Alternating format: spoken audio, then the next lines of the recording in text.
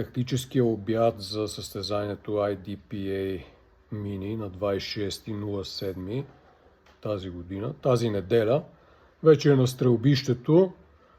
Това е тестова порция, точно така ще изглежда и порцията на всеки участник.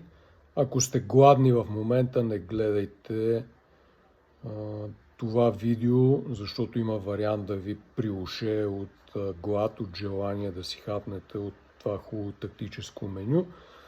Имаме 3 кюфтенца, картофена салатка, много хубава свежа салатка от зеленце, зелена, червена чушка, морковче, домашно хлебче, тук от близкия район.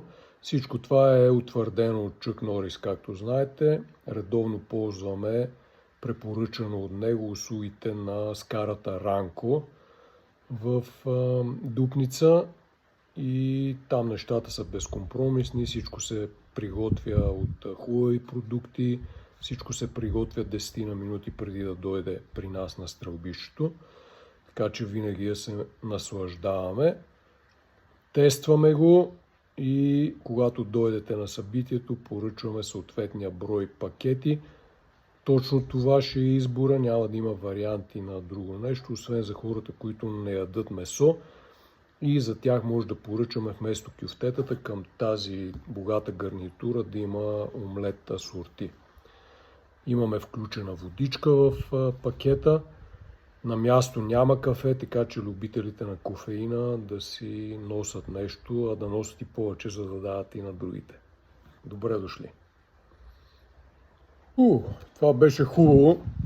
Като един дисциплиниран и изпълнителен IDPA стрелец си изядох всичко.